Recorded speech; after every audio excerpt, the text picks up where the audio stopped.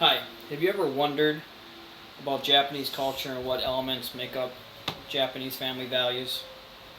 In my speech, I will discuss about the different points that affect their family values and how members of the families have roles. Let's start by looking at the parts that form Japanese values. We have empathy and human relations. This is cited from the Wikipedia website on Japanese values. Japan is among the few societies that most strongly rely on social rather than supernatural sanctions, and that emphasizes as a central guiding principle the benefits of harmony. We also have that Japanese children learn from the earliest days that human fulfillment comes from close association with others. Children learn early to recognize that they're part of an interdependent society, beginning in the family and later extending into larger groups, such as neighborhood, schools, community. We have private sphere, which realistic status may be seen as the basis of social organization and affiliation with others, may be considered desirable, but these assumptions by no means negate a concept of self. An ideology of harmony with others does not automatically create a congruence of individual with group of institutional goals. Here are some elements to help form Japanese family values, and this is written by M. Key Feenley from DePaul University on the web. And the first element is age. Respect and care of one's elders is one of the important factors for the Japanese. They have a great deal of respect for their elders and value them as a critical member of society.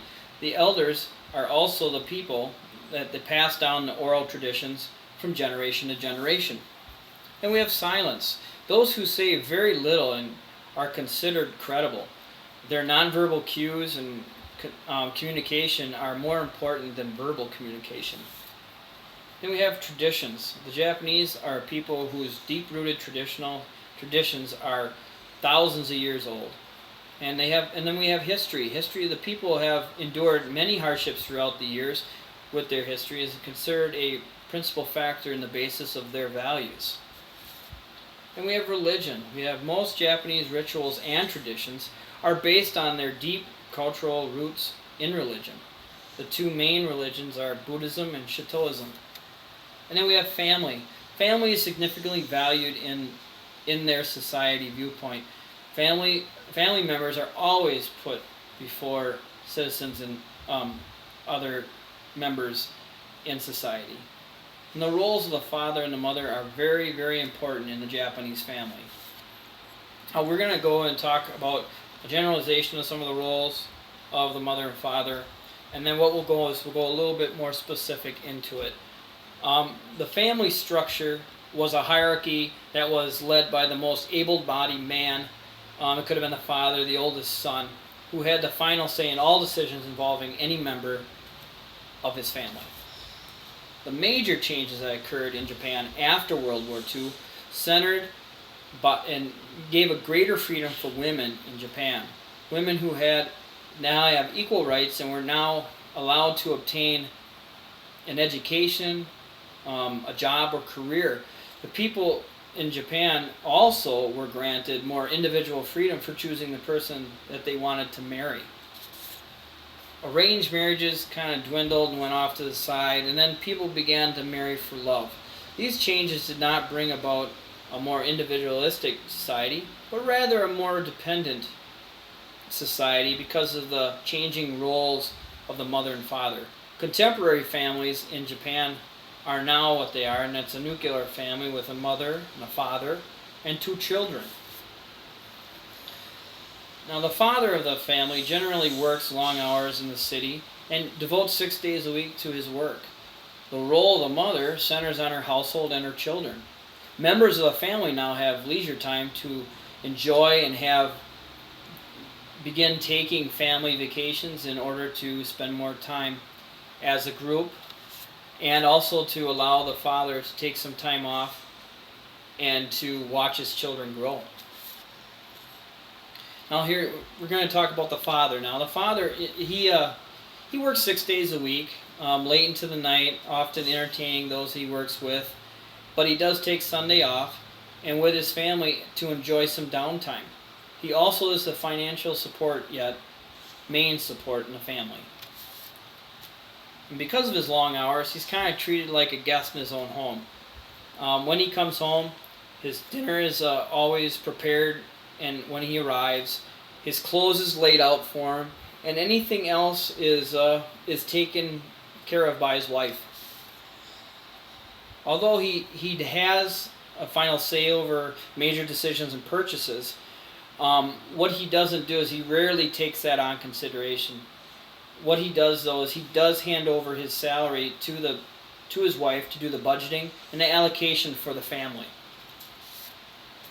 Now the mother, she's in charge of her children's well-being and education. She's the most informed about what is best for her children and explores all the options exclusively before deciding things about her children's futures.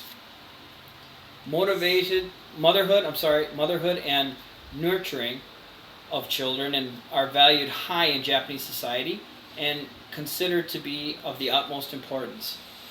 Very seldom does a mother leave her children with a daycare provider or a babysitter. She devotes her life to them and feels that they will be the best under her care. If for some reason mom needs a babysitter, they always talk to the grandmother as the best option. A mother and her children have a physical and emotional closeness that provides great comfort and a relaxed disposition to her children.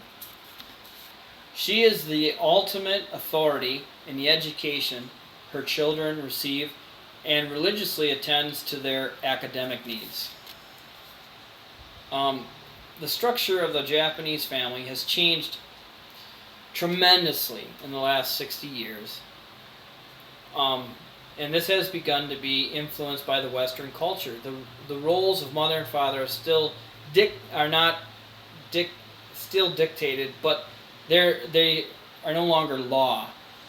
And women have more likely to make more decisions about their own futures. And in conclusion, Japan, like all other societies, have conflicts between individual and group. The Japanese have no sense of self, but rather that self is seen as defined through its interaction with others and merely through the force of individual personality. In the last couple of elections, we have heard about how family values are needed to be addressed in the United States. I say let us look at other cultures and we could learn from them to make ours better. Thank you.